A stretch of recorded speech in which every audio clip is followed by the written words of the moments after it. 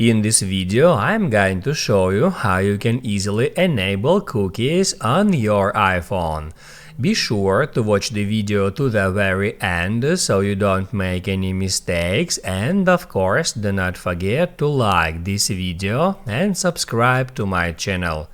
So let's begin, and first off, open up Settings. Then scroll down until you find Safari.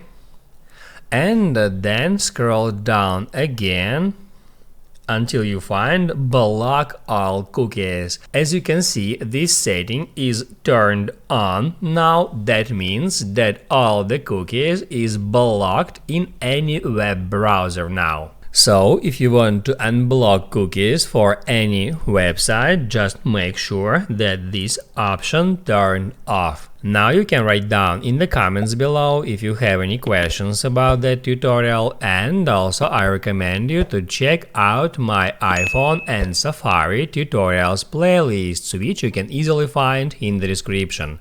Hit the like button if you liked that video, and see you in the next one.